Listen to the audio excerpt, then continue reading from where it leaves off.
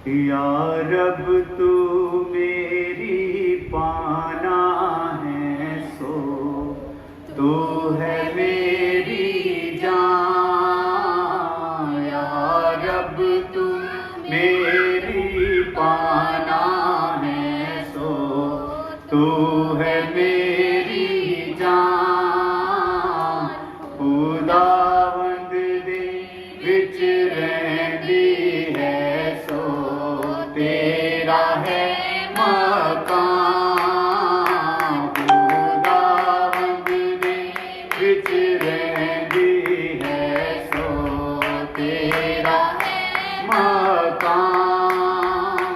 सो तेरे उते कदे भी ना आफत आवेगी।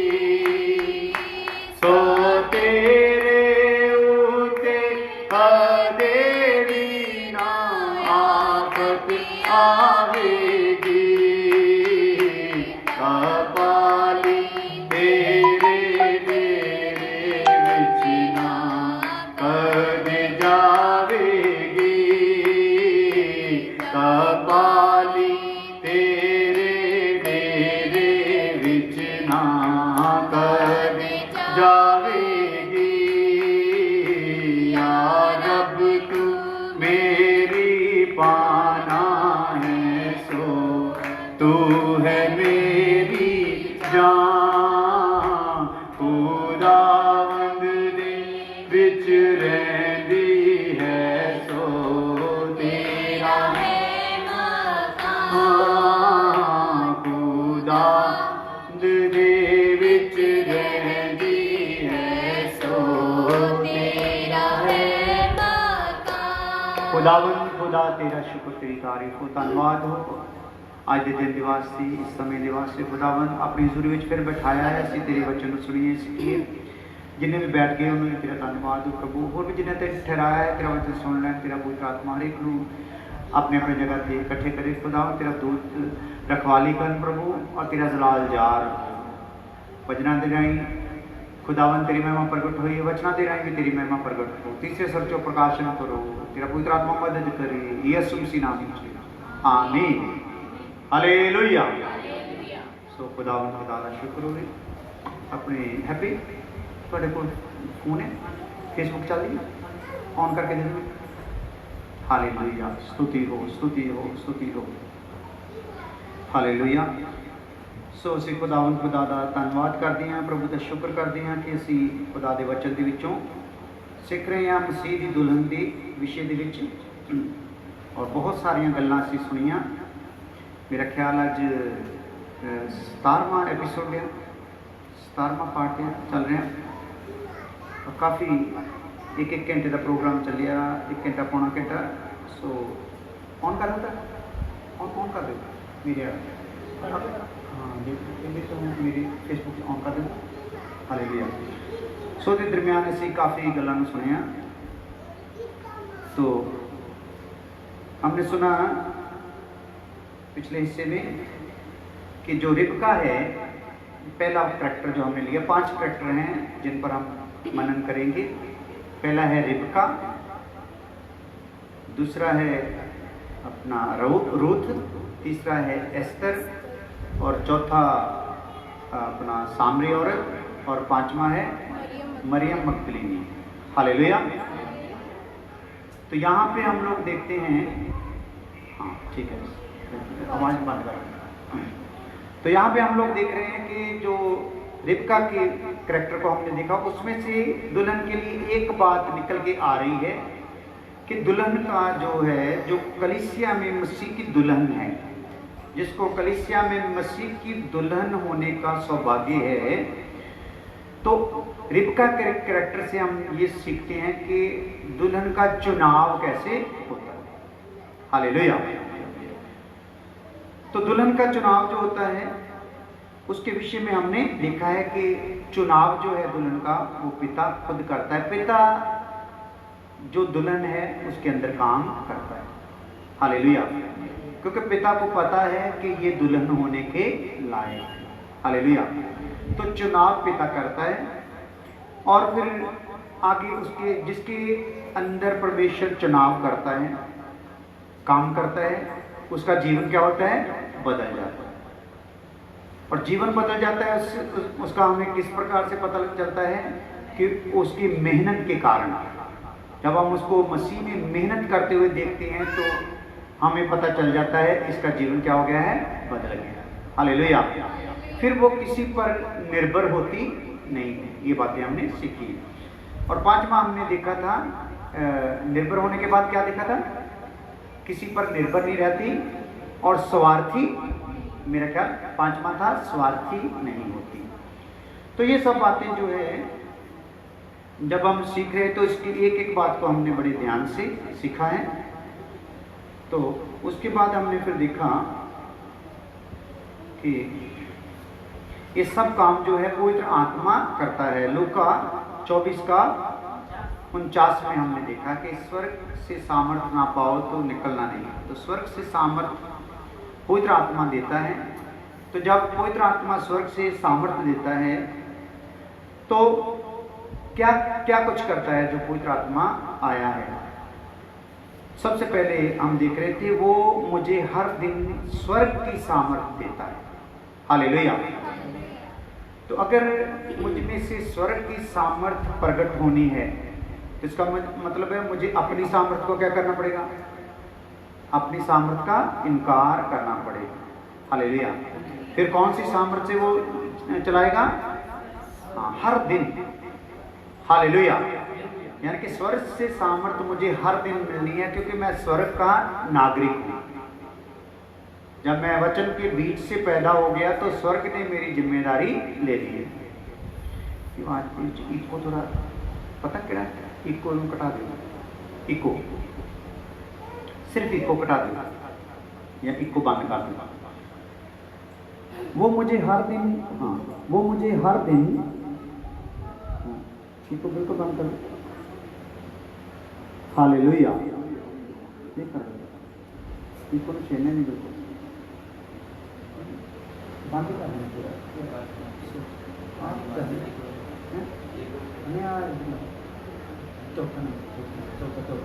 पूरा बंद करो, पूरा। Hallelujah, hallelujah. पूरी आवाज खींची कर दो। उन्होंने भी सेंटर को अखीर जाना। हाँ, सेंटर करा दो।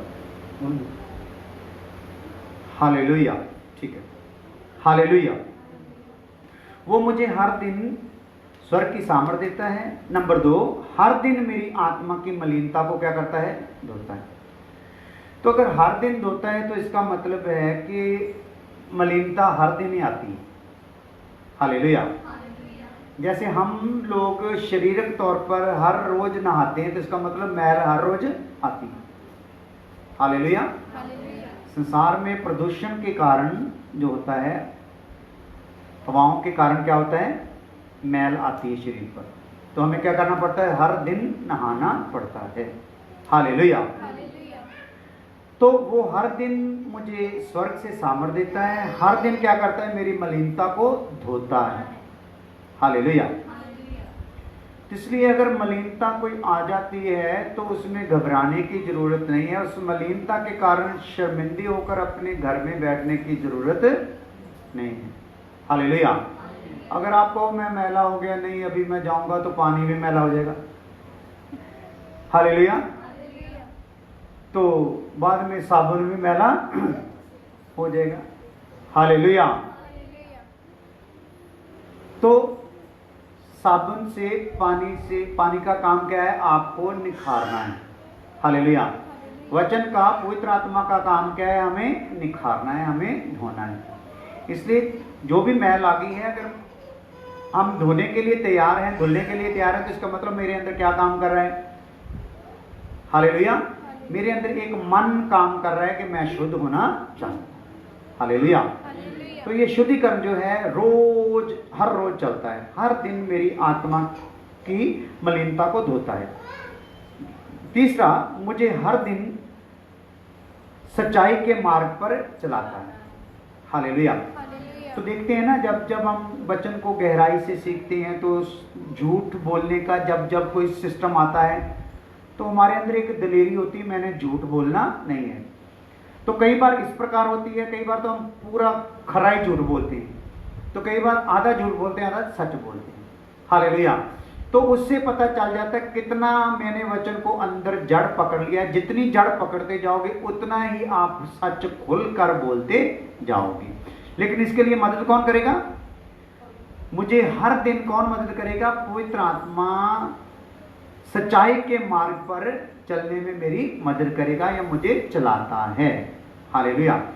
इसका मतलब मैंने अपने आप को चेक करते रहना है, क्या जो सच्चाई का मार्ग मुझे दिया गया है, सच्चाई के मार्ग पर जो मंजिल मुझे दी गई है, जहाँ तक पहुँचना है, उस मंजिल का जो मेरे को टारगेट दिया गया है कितने मील की है या कितना है, तो मैंने जहाँ खड़ा हूँ उस मील पत्थर को चेक करना है कि मैंने कितना सफर किया है।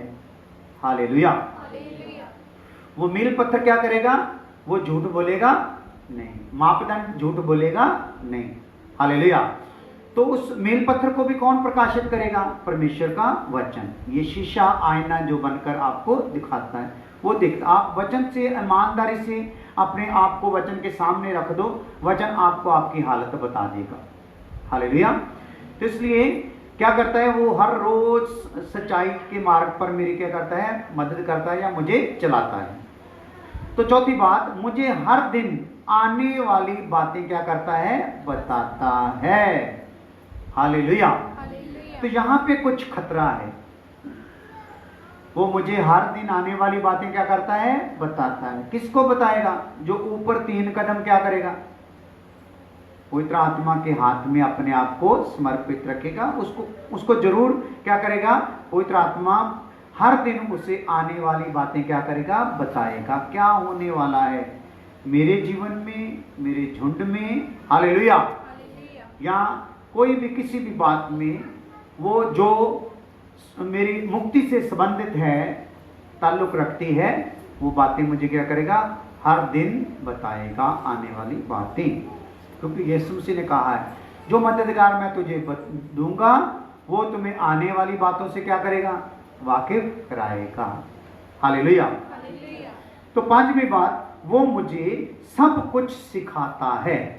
क्या करता है? कितना कुछ? हाँ, ये मेरा मन है कि मैं कितना कुछ सीखना चाहता हूँ। यहाँ पे हद कर दी है कि वो कितना कुछ सिखाएगा? सब कुछ सिखाएगा। तो वो जो सब कुछ सीखना, उसके लिए मैं समर्पित कितना हूँ, उसके लिए मुझे मेरे पास प्रभु के चरणों में बैठने के लिए समय कितना है, प्रभु का वचन पढ़ने के लिए समय कितना है, उसके वचन पर मनन करने के लिए समय कितना है, संगति करने के लिए समय कितना है, उस पर निर्भर करता है। तो अगर मेरे पास मैं समय इन बातों के लिए निकालता रहूँगा तो क्या करेगा? वो मुझे सब कुछ सिखाएगा। हालेलुया। सब कुछ सिखाता है। हालेलुया। तो वो जब सब कुछ सिखाता है तो हमें पूरा अधीन होके सीखने का मन बना के चलना है। खुदा से कहना है कि मुझे सीखने वाले कान दे दे, मन दे दे। 6ठी बात लिख लो आज। 6ठी बात, मुझे परमेश्वर का वचन याद करवाता है। और क्या करता है? मुझे परमेश्वर का वचन क्या करवाता है? याद करवाता है। हालेलुया। देख लो कितना कुछ करता है। वो मुझे हर दिन स्वर्ग की सामर्थ देता है, हर दिन मेरी आत्मा की मलिनता को धोता है, वो मुझे हर दिन सच्चाई के मार्ग पर चलाता है, मुझे हर दिन आने वाली बातें बताता है, वो मुझे सब कुछ सिखाता है, मुझे परमेश्वर का वचन याद करवाता है। हालेलुया। तो कई बार क्या होता है, संसार में पढ़कर मैं वचन को क्या करता हूँ? भूल जाता हूँ। तो जब वचन को भूलकर मैं कुछ संसारिक बात में डूब जाना चाहता हूँ, जो करने के लिए तैयार होता हूँ, तो क्या करता है पवित्र आत्मा? वचन याद करवाता है कि ये तेरे लिए ठीक नहीं है। हालेलुया। वो अलग बात है कि मैं ढीठ होकर वो करूं, तो उसकी अलग बात है, लेकिन वो अपना काम करता है। 7वीं बात, वो मुझे परमेश्वर का निवास स्थान बनाता है। क्या करता है? परमेश्वर का निवास स्थान बनाता है, यानी कि उसके रहने का स्थान बना देता है। हालेलुया। कितनी सौभाग्य की बात है कि मैं परमेश्वर का निवास स्थान बन जाऊं, सारी सृष्टि का कर्ता मेरे अंदर रहना शुरू कर दे। कितनी सौभाग्य की बात है। लेकिन वो उतनी देर अंदर नहीं आएगा जितनी देर इस मंदिर की सफाई नहीं होगी। हालेलुया। तो वो आएगा, लेकिन उसके आने से पहले हमें क्या करना पड़ेगा? सब जानवरों को क्या करना पड़ेगा? निकालना पड़ेगा। हालेलुया। सब बुरी बातों को क्या करना पड़ेगा? निकालना पड़ेगा। तो वो सब कुछ करने के लिए ऊपर 6 बातें करने के बाद मुझे क्या बनाना चाहता है? परमेश्वर का निवास स्थान बनाना चाहता है। हालेलुया। तो इसके बाद हम देखते हैं, वो मुझ पर सियोन की नागरिकता की मोहर लगाता है। सियोन की नागरिकता, सिटीजनशिप, वो मुझे सियोन की नागरिकता की मोहर लगाता है मुझ पर।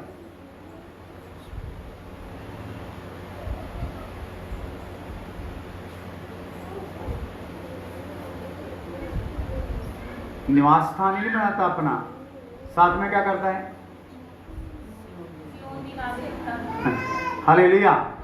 नागरिकता की क्या कर लेता है? मोहर लगाता है। तो जैसे पवित्र आत्मा हमारे अंदर आ जाता है तो हम क्या हो जाते हैं? मोहर हो जाती है हम पर स्वर्ग की। तो 9वीं बात, मुझे परदेसी और मुसाफिर बनाता है। वो मेरे अंदर क्या बात भरता रहता है? भाई यहाँ पे मन नहीं लगाना, ये देश तुम्हारा नहीं है। हालेलुया। यहाँ की चीजें नाशवान है, यहाँ के रिश्ते सदा की नहीं हैं। हालेलुया। यहाँ का बिजनेस सदा का नहीं है। हालेलुया। तो जो पवित्र आत्मा पाए हुए हैं वो इस बात को क्या करते रहते हैं? अपने जीवन में ध्यान देते रहते हैं। तो पवित्र आत्मा परदेसी और मुसाफिर होने के लिए क्या कर देता है? विवश कर देता है। हालेलुया। वो हमें परदेसी और मुसाफिर की तरह जीने का मन दे देता है। तो 10वीं बात, वो मुझे हर दिन हर समय आत्मा का ताजा अभिषेक देता है। कितने टाइम? हर दिन हर समय आत्मा का ताजा अभिषेक देता है। हालेलुया। क्या देता है भाई? इसका मतलब जब जो लोग रोज आराधना करने वाले, बंदगी करने वाले हैं, वो सबसे पहले जब आकर आराधना करते तो क्या पाते हैं? ताजा अभिषेक पाते हैं। तो ये काम किसका है? पवित्र आत्मा का है। तो पवित्र आत्मा की सामर्थ्य इसलिए पाने को बोला है, स्वर्ग से सामर्थ्य ना पाओ। हालेलुया। इसका मतलब पवित्र आत्मा कहाँ की सामर्थ्य है? स्वर्ग की सामर्थ्य है। हालेलुया। तीसरे स्वर्ग की सामर्थ्य। तो लिख लो, तो नीचे अलग से लिख लो 10वें पॉइंट के अलावा। तो जब ये 10 बातें लगातार करता है, यानी कि पवित्र आत्मा, लिख सकते हो, तो जब पवित्र आत्मा ये 10 बातें लगातार करता है, तो ये लगातार होने वाले काम है जी, हर दिन मेरे अंदर। तो मैंने देखना है कि इन कामों में मैं कितना सहभागी हूं, इन कामों में कितने प्रतिशत मेरे जीवन में काम होते हैं, यार ये काम मैं करवाना चाहता भी हूं कि नहीं, जो मैंने चेक करना है। तो जब पवित्र आत्मा ये 10 बातें लगातार करता है तो मुझे स्वप्न दर्शन की जरूरत नहीं है। तो स्वप्न और दर्शन के अभिलाषी कौन लोग होते हैं? जिनके अंदर पवित्र आत्मा के ये 10 काम लगातार चलते नहीं, तो वो इसी बात की आड़ में रहते हैं कि कभी दर्शन हो जाएगा ना तो फिर मैं पूरी तरह से खुदा के दास की मानूंगा या वचन की बात मानूंगा, फिर मैं चलूंगा। तो ऐसों को खुदा कभी भी दर्शन देगा नहीं, जो पवित्र आत्मा पाए हुए हैं लेकिन उसकी अगुवाई में चलते नहीं हैं। तो जो दर्शन वाले होते हैं, असल में फिर उनको दर्शन कौन दे देता है? वो दुष्ट आत्मा ही दर्शन दे देता है यीशु के रूप में। हालेलुया। क्योंकि ये जो चलते हैं, चलने वाले को विश्वास हो गया है, वो चखने के बगैर ही क्या कर लेते हैं। जैसे यीशु मसीह ने कहा, धन्य है वह जो बिना चखे मुझ पर विश्वास करते हैं। हालेलुया। तो वो ये है बिना चखे ही, क्योंकि पवित्र आत्मा आ गया है तो अभी तो आत्मा की अगुवाई में ये 10 काम मेरे जीवन में चलने हैं, तो मुझे किसी दर्शन की जरूरत नहीं है। जो दर्शन मैंने पाना था दुनिया में काम करने का, मसीह को काम को फैलाने का, अपने शुद्धिकरण का, वो तो ये 10 बातें मेरे साथ जब लगातार चलती हैं तो वो तो काम मेरा अपने आप ही होता रहता है। तो मुझे अभी किसी दर्शन की जरूरत नहीं। तो कई बार हम लोगों को कोई दर्शन बताता तो हम ऐसे घबरा जाते हैं, जब ठंडे पड़ जाते हैं, हमें तो कोई दर्शन होता ही नहीं।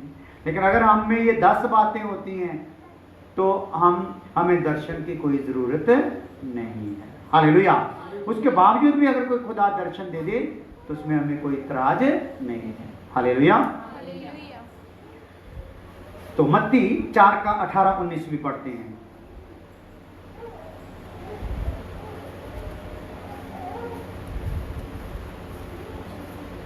चुनाव, अभी हम क्या देख रहे हैं, दुल्हन का चुनाव। तो चुनाव में ये सब बातें कौन करता है? पवित्र आत्मा सब बातें सब में करता है। ये पवित्र आत्मा रूथ में भी काम करेगा, यही एस्तर में भी काम करेगा, यही सामरी औरत में भी काम करेगा, यही मरियम मगदलीनी में भी काम करेगा। हालेलुया। आज मत्ती 4 का 18-19। उसने गलील की झील के किनारे हाँ जी फिरते हुए 2 भाइयों हाँ। अर्थात शमौन को जो पतरस कहलाता है और उसके भाई अंद्रयास को झील में जाल डालते देखा। झील में क्या करते देखा भाई? जाल डालते देखा। क्योंकि वे मछुए थे। हाँ। और उनसे कहा, हाँ। मेरे पीछे चले आओ। हाँ। तो मैं तुमको मनुष्य के पकड़ने वाले बनाऊंगा। हालेलुया। तो ये मेहनती थे, कहने का मतलब। हालेलुया। तो प्रभु हमेशा किसको पकड़ता है? मेहनती को पकड़ता है। कोई खाली बैठा है उसको पकड़ेगा नहीं। खाली को तो शैतान भी लायक करता नहीं। हालेलुया। वो पकड़ेगा किसी जुनून वाले को, किसी मेहनत करने वाले को। तो जैसे हमने देखा पतरस वगैरह को भी खुदा ने कब चुना है? काम करते करते ही चुना है। तो पीछे भी हम नबियों को भी देखते हैं, जो है सब मेहनती थे, कोई भी आलसी नहीं था। चाहे पारिवारिक तौर पर, सांसारिक तौर पर, कारोबार के तौर पर, जहां जहां भी पकड़ा ऐसे था। इसी प्रकार जब एलिया ने अलीशा को पकड़ा, वो भी कितने बैल लिए हुए था? 12 जोड़ी बैल, 12 जोड़ी थी। 12 जोड़ी का मतलब 24 बैल लगे हुए थे, जिनको वो अकेला क्या कर रहा था? चलाता था, जोतता था। हालेलुया। इसीलिए वो अलीशा एलिया से एलिया की आत्मा का डबल मसा पाने का हकदार था। तो आज भी जब किसी उस्ताद को, किसी टीचर को ऐसा मेहनती इंसान मिल जाता है तो टीचर से डबल अभिषेक में वो इस्तेमाल होता है। हालेलुया। तो हम लोगों ने भी देखना है, अगर हमारे जीवन में हम अपने घर के परिवार के काम में, काम धंधे में, या जो भी हमें संसार में काम धंधा मिला है उसमें हम मेहनती नहीं है तो खुदा हमें चुनाव में लेगा नहीं। तो अगर कोई आलसी कलीसिया में आएगा भी तो वो टिक पाएगा नहीं, क्योंकि यहाँ पे भी आगे मेहनत के काम जो है दास उसको बताता जाएगा। बोलेगा प्रार्थना करनी पड़ेगी, वचन पढ़ना पड़ेगा, रोजा रखना पड़ेगा। हालेलुया। इधर उधर भाग दौड़ करनी पड़ेगी, चर्च में सफाई करनी पड़ेगी, इबादत का प्रबंध करना पड़ेगा, दूसरों तक संदेश देना पड़ेगा। तो ये सारे काम आलसी तो कर सकता नहीं है। हालेलुया। तो यहाँ पे हम देखते हैं सबको काम करते हुए पकड़ा। लिखो, इन सबको काम करते हुए ही चुना है या बुलाया है। इन सबको काम करते हुए चुना या बुलाया है। तो अगर हम अब्राहम को देखें वो भी काम करता है, अगर मूसा को देखें उसको भी काम करते हुए, दाऊद को देखें तो उसको भी काम करते हुए। सब किसी ना किसी काम में लगे हुए को ही उसने हाथ डाला है। उदाहरण के तौर पर लिख लो, बाहर से दिखने वाली बातें तो एकदम बदल जाती है। तो जैसे ही कोई चुनाव में आता है, खुदा उसे चुन लेता है, उसके अंदर काम हो जाता है, तो उस हुए काम के द्वारा कैसे कैसे काम आगे चलता है खुदा की इच्छा का। बाहर से दिखने वाली बातें तो एकदम बदल जाती हैं, जैसे नशा, शराब, सिगरेट, गाली निकालना, झगड़ा करना, बैठना उठना, ये सब कैसे हो जाता है? जैसे काम हो गया उसी प्रकार ये सब बातें उसके अंदर हो जाती हैं, एकदम बाहर से उसका परिवर्तन हो जाता है, अंदर काम होते ही बाहर। जैसे जो समुद्र में ज्वार भाटा आता है तो अंदर क्या हो जाता है? काम होता है। अंदर एक भूचाल आता है तो पानी जो है पूरा ऊपर तक उछलता है, तो उछलते ही दूसरों को भी पता चलता है कि अंदर कुछ काम हुआ है। हालेलुया। तो इन कामों से दूसरों को, बाहर से देखने वालों को तो एकदम पता चल जाता है ये क्या हो गया है, इसके अंदर काम हो गया है। हालेलुया। फिर रिबका को हम देखते हैं, ये लड़की जो सामने तस्वीर लगी है, रिबका को जब हम देखते हैं तो एकदम क्या हो गया उसके अंदर? घर से तो किसी और ही मतलब पर आई है, घर का काम करने के लिए। हालेलुया। लेकिन उसको पता ही नहीं आगे एक काम उसको बहुत बड़ा सौंपा जाने वाला है। आज कुएं पर उसका आना जो है ना, वो अनंत काल तक उसको याद किया जाएगा। Hallelujah, hallelujah. तो ये उसी अब्राहम की बहू बनने वाली है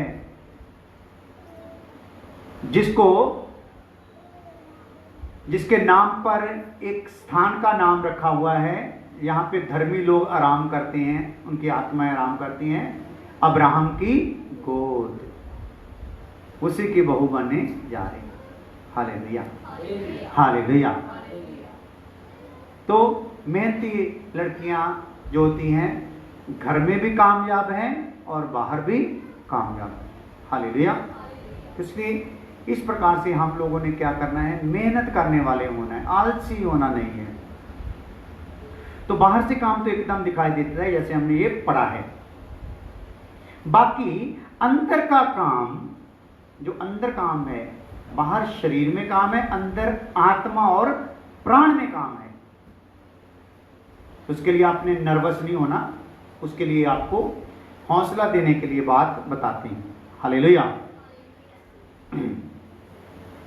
बाहर तो काम ये जो हमने लिखवाए हैं एकदम से हो जाती हैं, बाकी अंदर का काम मरते दम तक लगातार चलता रहता है। कितने टाइम तक भाई? मरते दम तक काम चलता रहने का मतलब है जिस काम के लिए आपको हाथ डाला है, जिस अंग को निखारने के लिए आपको पकड़ा है, वो काम क्या होना है? मरते दम तक चलना है। बाहर वाले आपको देखकर खींचे आएंगे। हालेलुया। तो अंदर वाले का ध्यान ऊपर वाले की ओर होगा कि ये जो मेरी तरफ देखकर खुदा की तरफ खींचे आ रहे हैं, जिस खुदा की तरफ ये खींचे आ रहे हैं, उसकी तरफ मेरी आत्मा और प्राण ने भी जाना है। हालेलुया। इसीलिए वचन में लिखा है जो अंदर का काम है वो है अंश अंश करके खुदा हमें बदलता जाता है। कैसे कैसे करके भी? अंश अंश करके खुदा बदलता जाता है।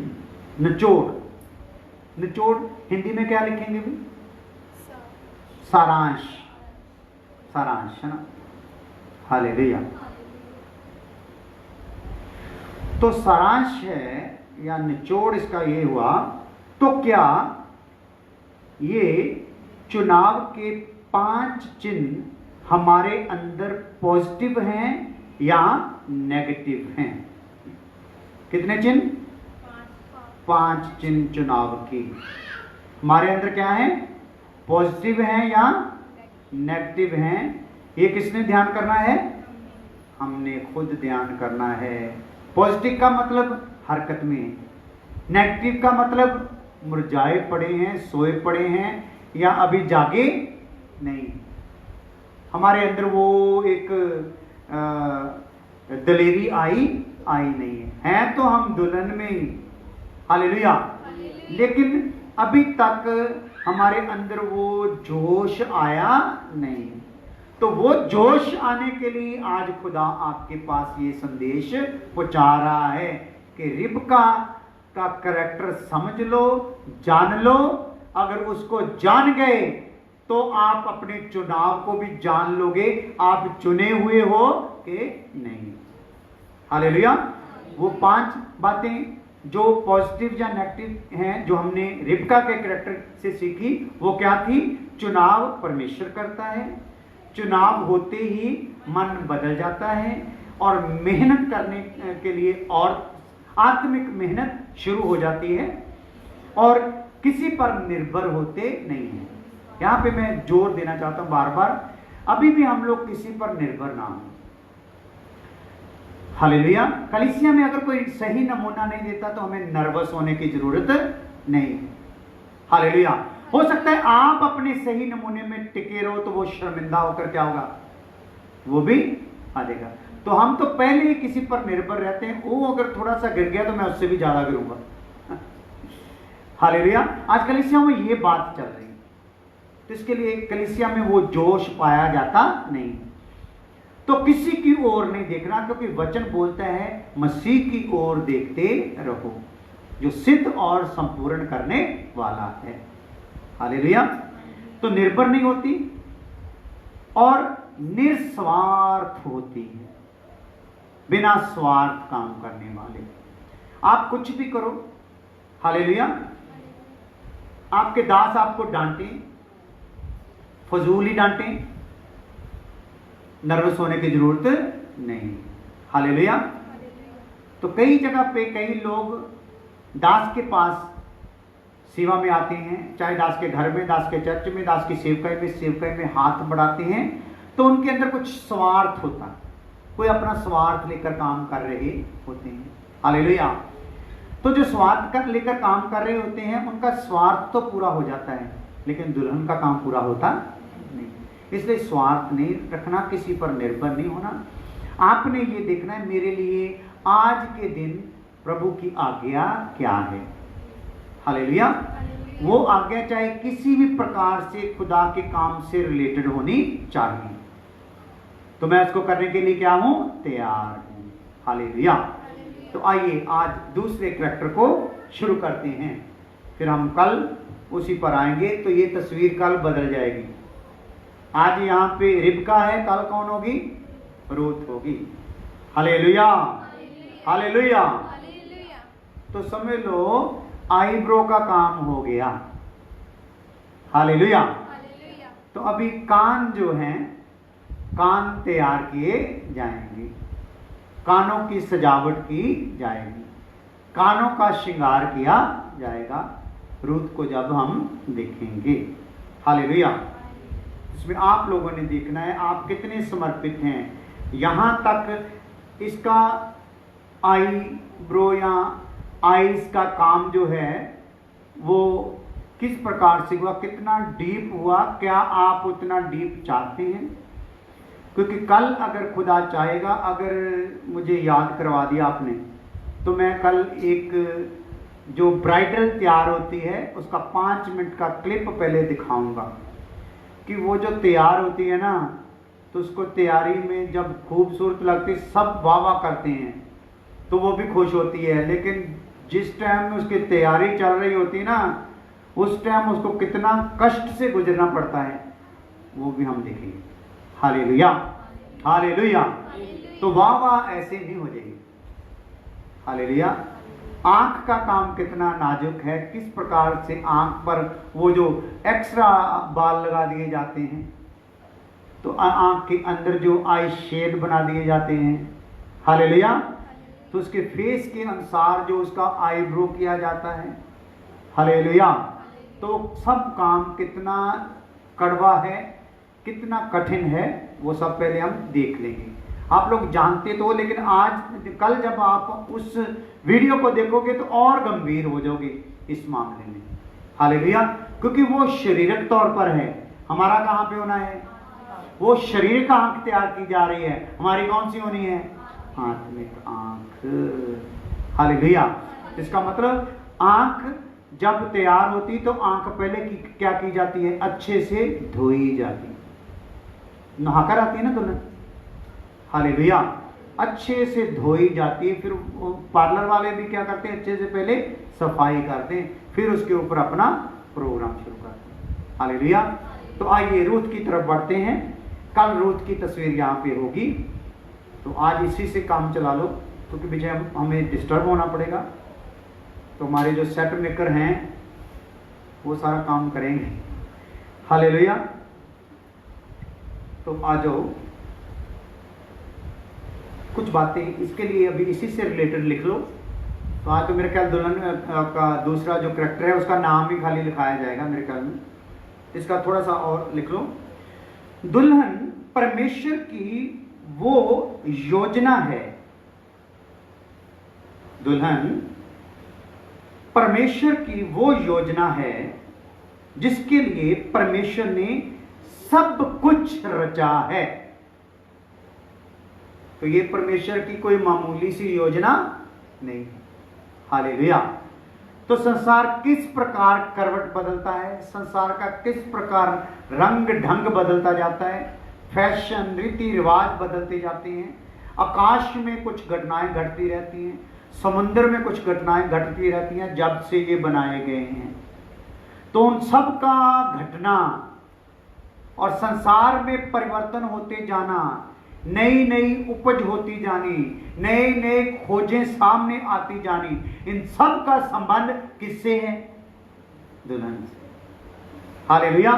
तो जिसकी बुद्धि को खुदा ने खोला हुआ है वो हर बात को दुल्हन के किसी ना किसी पार्ट से जोड़कर बता सकता है, हालेलुया। ये दुल्हन के किस काम को बताता है, ये बवा दुल्हन के किस काम को बताती है, ये घटना दुल्हन के किस काम को बताती है, ये भूचाल दुल्हन के किस काम को बताता है, हालेलुया। ये बाढ़, ये बारिश, ये बादल फटना, ये दुल्हन के किस काम को बताता है, उसके ऊपर खुदा क्या करता है? प्रकट करता है, जिसकी बुद्धि को खुदा ने क्या कर दिया है? खोल दिया। और कोई इसको समझ पाएगा नहीं, हालेलुया। ये कोरोना से दुल्हन का किस प्रकार से श्रृंगार किया जा रहा है ये सबको पता नहीं, हालेलुया। सिर्फ ये वही जानते हैं जिन्होंने आत्मा का वो प्रकाशन पाया है, हालेलुया। क्योंकि फजूल जो हैं वो दुल्हन से क्या कर दिए जाएंगे? अलग कर दिए जाएंगे। दुल्हन को बिल्कुल सेपरेट किया जाएगा, हालेलुया। तो आओ, देख लिया, दुल्हन परमेश्वर की वो योजना है जिसके लिए परमेश्वर ने सब कुछ रचा है और विरोधी परिस्थिति या विरोधी हालात में भी चल के दिखाती है। और वो विरोधी या हालात विरोध में हो तो भी वो क्या करती है? चल के दिखाती है दुल्हन, हालेलुया, हालेलुया।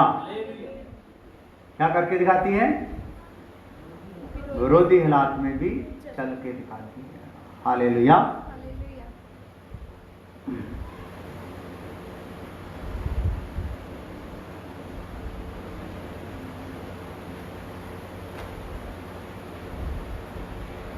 चाहे डाक की बारी उजड़ जाए,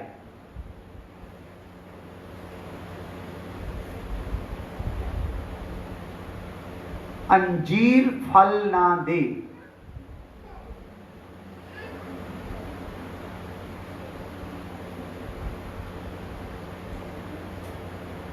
हालेलुया। चाहे बिजनेस बर्बाद हो जाए,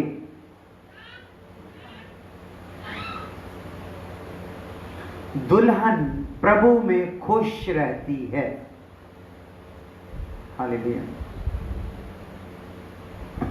दुल्हन क्या रहती भाई? हाँ, हबक्कूक की किताब में लिखा हुआ लास्ट में जाकर, चाहे कुछ भी ना रहे मैं तो प्रभु में क्या रहूंगा? खुश रहूंगा। तो ये पुराने नियम के लोग जो हैं इस प्रकार से अगर बोलते हैं, तो नए नियम के लोग किस प्रकार से बोलने चाहिए, उनके मन की आवाज़ कैसी होनी चाहिए। हालेलुया। आज छोटी छोटी घटनाएं परिवारों में, घरों में होती तो हम मसीह की बात करने क्या कर देते हैं? बंद कर देते हैं। प्रार्थना तो पहले बहाना चाहते हैं, कुछ ना कुछ घर में ऐसी घटना घट जाए, प्रार्थनाएं बंद हो जाए। फिर क्या होता है? वचन पढ़ने का तो वैसे मन नहीं होता। हालेलुया। तो कुछ ना कुछ बहाना चाहते हैं। लेकिन दुल्हन क्या करती है?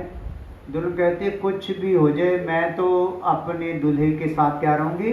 खुश रहूंगी। आग की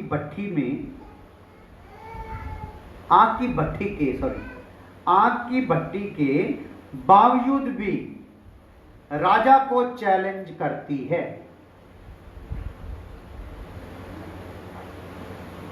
अगर आग की भट्टी में डालने की धमकी दे दी जाए तो उसके बावजूद भी क्या करती है?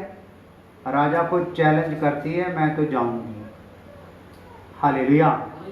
मैं तो जाऊंगी, क्योंकि जो मेरे वाला है ना वो मुझसे आग में भी मिलने आ जाएगा।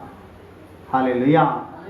जो मेरे वाला आपको अभी दिखाई नहीं ना देता, तो तब तो जरूर दिखाई देगा जब मैं आग में जाऊंगी। हालेलुया। तो संसार को अगर दिखाना है अपने दुल्हे को तो आग में जाना होगा। हालेलुया। एक गीत मैंने लिखा हुआ, बहुत पुराना गीत है,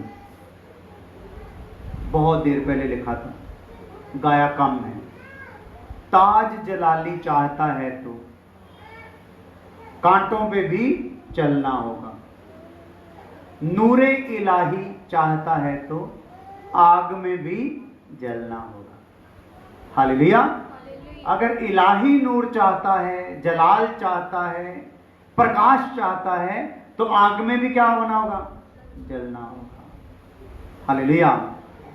तो आगे अंतरा है, काटे गए थे जिनके सर, भटकते रहे वो दर बदर, याद करो वो तकलीफें, उनसे भी गुजरना होगा। ताज जलाली चाहता है तो कांटों पे भी चलना। हालेलुया। हालेलुया। इस प्रकार दुल्हन का काम है।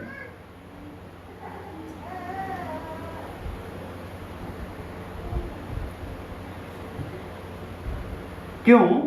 संसार जो दुल्हन तैयार हो रही है, संसार का उसकी तरफ ध्यान कैसा है या सोच उसकी कैसी है? पढ़ते हैं होशिया 9:7। आप रूथ के इंतजार में मत रह जाना, अभी दुल्हन का थोड़ा बाकी है। हालेलुया।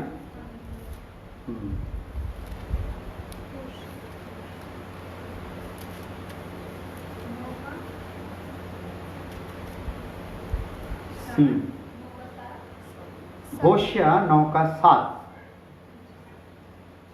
दंड के दिन आए हैं, दंड के दिन आए हैं, बदला लेने के दिन आए हैं, बदला लेने के दिन आए हैं, और इस्राएल ये जान लेगा, और इज़राइल ये जान लेगा उनके बहुत से अधर्म, उसके बहुत से अधर्म, बड़े द्वेष के कारण। हाँ, भविष्यवक्ता तो मूर्ख, भविष्यवक्ता क्या होंगे? हालेलुया। तो यहाँ पे क्या होगा? जो यहाँ पे तैयारी में लगे हुए हैं उनको क्या बोला जाएगा? भविष्यवक्ता को क्या बोला जाएगा? जो दुल्हन को लगातार चेतावनी देता रहता है उसको क्या बोला जाएगा? भाई मूर्ख है। हाँ। और जिस पुरुष पर आत्मा उतरता है, हाँ, वह बावला ठहरेगा। बावला ठहरेगा। बावला मीन पागल। हालेलुया। तो लोग उसको इसी प्रकार से देखेंगे, दुनिया का नजरिया उसकी तरफ ऐसा ही होगा। क्योंकि बावले क्यों हो जाएंगे? क्यों बावले कहलाएंगे? क्योंकि वो जो दिखता नहीं है दुल्हा, उसके लिए सब कुछ छोड़कर चल रही है। इसको हम क्या बोलेंगे? अरे तेरा इतना बड़ा बिजनेस है, अरे तू तो राजा है, तू तख्त क्यों त्याग रहा है? वो बोलेगा मेरे को राजाओं का राजा मिल गया। हालेलुया। तो इनको क्या करेंगे फिर? इनको चेतावनी देने वाले को क्या बोलेंगे? मूर्ख। लेकिन उस जिसको वो मूर्ख बोलते हैं, उसकी चेतावनी से दुल्हन क्या हो जाएगी? आत्मा पाकर बावली जैसी हो जाएगी। वो बोलेगी मैं तो अपने दूल्हे के लिए बावली हूं। हालेलुया। मैं तो अपने उस असली दूल्हे के लिए चलूंगी। हालेलुया। तो ये हालत से गुजरना है जिन लोगों ने रिबका की तरह चुनाव में आना है। हालेलुया। यशाया 61:6 आयत, इसके साथ एक तसल्ली भी है। भविष्यवक्ता मूर्ख होंगे, आत्मा पाने वाले भांवली होंगे, पागल दुनिया की नजर में होंगे। एक हमारा भाई है, हमारे चेलों में से है, दयालपुर से है, अमन उसका नाम है। अभी खुदा की सेवकाई में लगा हुआ है। तो जब शुरू में आया तो पवित्र आत्मा की सामर्थ, जब हम लोग आत्मा में आराधना करते थे तो बड़ी तेजी से उस पर उतरी। तो उसी दिन से उसका जो मन था ना, संसार से उठ गया। हालेलुया। परिवार से भी उठ गया। तो कुछ वो रोज आ जाता चर्च में, चर्च को सर पे उठाया होता था, आराधना, गैर जुबान प्रार्थना करते रहना। तो कुछ महीनों के बाद उसके भाई की शादी थी। तो उसको पता चल गया था शादी में संसार की बातें होंगी। भाई है देखो, तो भाई को तो ऐसे इतनी ज़्यादा टेंशन नहीं होनी चाहिए। बहन को होनी चाहिए भी, वो मुझे बोलेंगे आप कुछ लगाओ, कुछ करो ऐसा। हालेलुया। तो भाई है, लेकिन दुल्हन का काम जिसके अंदर शुरू हो जाता है ना, कैसा होता है। तो उसने क्या किया? भाई की शादी है पैलेस में। तो वो हमारे चर्च में, आप लोगों ने जिन्होंने देखा हुआ, चर्च की जो स्टेज है तो उसकी एक तरफ पौड़ियां बनी हुई है, सीढ़ी बनी हुई है, सीढ़ी के नीचे खाली जगह पड़ी है। तो वो वहां पे छुप कर आराधना कर रहा है। हालेलुया। घर में क्या है? शादी। उसको इस संसार की शादी में खुशी नहीं है जितनी खुदा की हुजूरी में आकर खुशी है। हालेलुया। तो ऐसे लक्षण पाए जाते हैं लोगों में। हालेलुया। तो ये अलग बात है कि आगे हम कहां तक चलेंगे ये खुदा जाने, लेकिन शुरुआत के बीच में चलते चलते पता चल जाता है कि ये दुल्हन के लिए चुना गया है। पीछे हटना है तो वो तो बहुत हट जाती है। हालेलुया। इसके लिए हम किसी पर का भी दावा करते नहीं, लेकिन ऐसे ऐसे भाई बहन हमें मिले हैं। हालेलुया। आइए यशाया 61:6 आयत। पर तुम यहोवा के याजक कहलाओगे। तुम यहोवा के याजक कहलाओगे। वे तुमको हमारे परमेश्वर के सेवक कहेंगे। वह तुमको हमारे यहोवा के सेवक कहेंगे। वे तुमको हमारे परमेश्वर के सेवक कहेंगे। हाँ। और तुम अन्य जातियों की धन संपत्ति को खाओगे। हाँ। उनके वैभव की वस्तुएं पाकर तुम बढ़ाई करोगे। हाँ। हालेलुया। तो ऐसा भी करेगा खुदा। जो पागल समझेंगे ना, तो इन्हीं के कारण क्या करेंगे? खुदा की बड़ाई भी करेंगे। लेकिन ये अगर अपना पागलपन छोड़ेंगे नहीं तो। हालेलुया। एक दिन बड़ाई करेंगे, एक दिन अपने घर की वस्तुएं भी क्या करेंगे? सोना चांदी भी लाकर क्या करेंगे? उनके पांव में रख देंगे। हालेलुया। तो ये है दुल्हन का चुनाव। तो आइए आज देखते हैं रूथ। लिख लो, कल इस पर मनन होगा। रूथ, इसके नीचे लिखो, रूथ दुल्हन के समर्पण को दिखाती है। तो अभी दुल्हन के समर्पण की बातें आगे एपिसोड में हम सुनेंगे। किस प्रकार का दुल्हन का समर्पण होता है, रूत के जीवन से हम देखेंगे। तो आइए प्रार्थना करते हैं। प्रभु धन्यवाद हो आज के दिन के लिए, समय के लिए। बैठकर जब वचन पर मनन हुआ, बार बार हर एक बात को दोहरा दिया गया, कई बार हर पॉइंट को रिपीट कर दिया गया, ताकि कोई भी उलझन में ना रहे, उसके मन में अच्छे से वचन बैठ जाए और रिबका का कैरेक्टर बैठ जाए, ताकि वो चुनाव को अपने को चेक कर ले, चुनाव हुआ है या अभी होने के लिए उनका मन है। तो उनको तैयार करना प्रभु। और खासकर प्रार्थना करते हैं उन प्रार्थना योद्धाओं के लिए जो दिए हैं, जिनकी वजह से हमें प्रकाशन मिल रहा है, कलीसिया में शुद्धिकरण हो रहा है प्रभु, और जो मैल है वो निकलती जा रही है, और जो शापित हैं वो कटते जा रहे हैं, निकाले जा रहे हैं, उनके लिए भी तेरा धन्यवाद हो प्रभु। खासकर प्रार्थना करता हूँ उन लोगों को भी खुदावन जो प्रार्थना में लगे हुए हैं, जिन्होंने सुबह 12 से रात को 12 बजे तक अमेरिका से, कनाडा से, पेरिस से, दुबई से और खुदावन फिलिपाइन से और इंडिया से जिम्मेदारी ली है। सबके जीवनों में, परिवारों के जीवनों में भी दुल्हन का काम हो सके, मदद करना प्रभु यीशु मसीह के नाम में, आमीन। अब हमारे खुदा का फजल, बाप की मोहब्बत, पवित्र आत्मा की इरफाक़त अब से लेकर हमेशा हमेशा तक सब ईमानदारों मुकद्दसों के साथ साथ होती रहे, आमीन। हालेलुया।